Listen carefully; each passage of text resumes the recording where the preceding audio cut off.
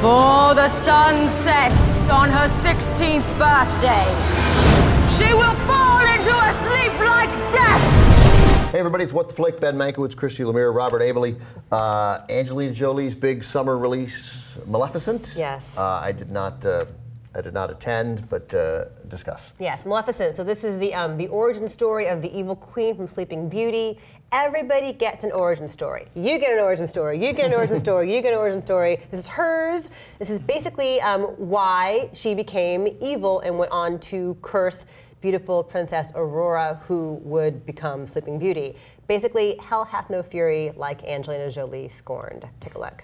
All the other fairies fly, and why don't you? I had wings once. They were strong, but they were stolen from me. I call on those who live in the shadows.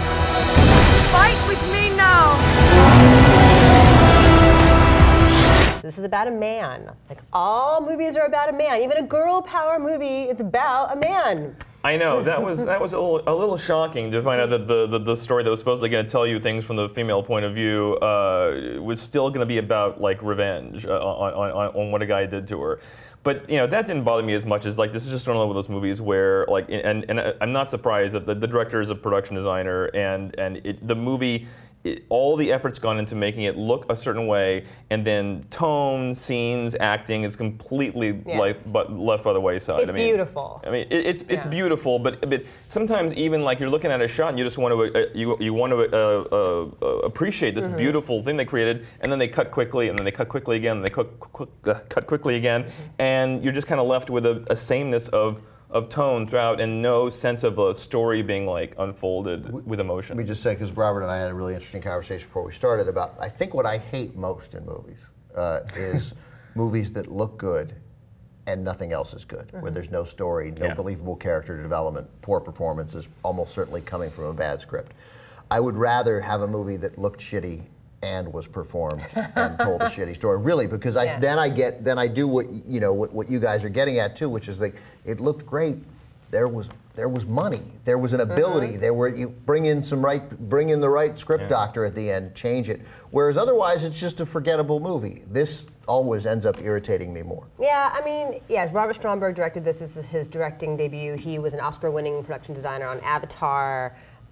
Individual things are beautiful. The fairyland is beautiful. The talking, walking trees are very beautiful. Avatar-like. Yes, and kind of Guillermo del Toro-like in a lot of the dark, twisted weirdness of the creatures or whatever. But yeah, you have Angelina Jolie in a role that should be tailor-made for her, and she looks stunning, but so much of it is about her just in the lipstick and the horns looking stunning. Like, I would like for her to have camped it up a little bit more. I would like for her to have had fun, because the moments where she does have fun, like they recreate the whole christening scene from Sleeping Beauty, pretty much verbatim, and you see these glimmers of her like relishing being wicked, and I don't know that she gets the opportunity to do that as often as she should. Yeah, this is a movie that really should have been built around Angelina Jolie's performance, and I think it's just ultimately one of those things where it's a custodial effort of images. Like, like let's protect how the look of the movie and let's not care about, whether we've given Angelina Jolie a great scene to chew on. You just sometimes those moments are just cut short, and no one else in the movie is interesting. I mean, I'm sorry. It's just, Elle Fanning's not. Elle Fanning is surprisingly not interesting, and Sharlto Copley, who I guess is going to become like the South African Sean Connery. He's just never going to like lose that accent. He's just always going to have that accent whatever he does. He's just kind of like, everyone else is kind of going through the paces, and you're not quite sure why you're there. Even the guy who plays, the guy who, Prince Philip in the original Sleeping Beauty is the key to it all. There is a twist as far as the true love's kiss, which is very Frozen-esque. But even he is just sort of pretty and vapid. Go ahead, what were you going to say? Just that you mentioned Guillermo del Toro. He did the visual effects for Pan's Labyrinth. So, but we were talking before about shows that look great. He's done 18 episodes of Boardwalk Empire. Oh, this director did? Yeah. I mean, not directing, doing the design. No, look, so much effort was put into creating a world, but I think you have to kind of like know what to do with that world, and I just think this movie doesn't do that.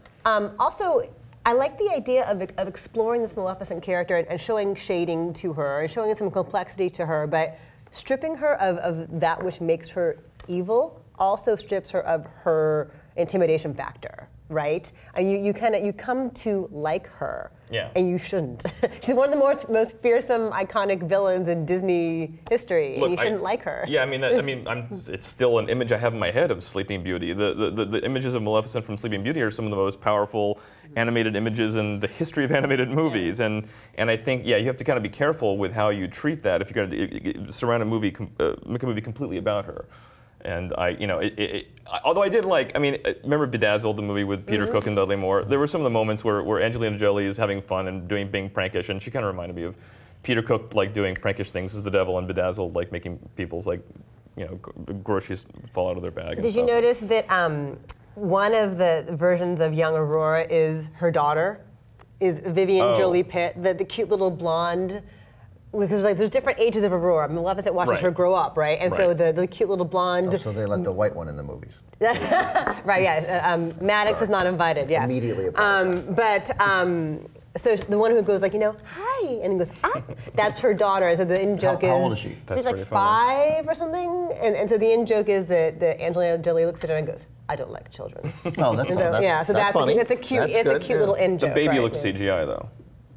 The baby looks, in the cradle at the christening. I was thinking maybe CGI. Oh, speaking of CGI, so the three fairies who are so crucial to this whole story are these fluffy, blippy little afterthoughts here, and they're just ditzy and annoying. They just fight the whole time. Yeah, they're completely uninteresting and not that charming or funny. Yeah, I'm gonna lower it to what his number is, which is a 4.6. I am a 4.6. I'm just gonna make life easy and say we're all 4.6 because it's just beautiful. She looks great. She looks great.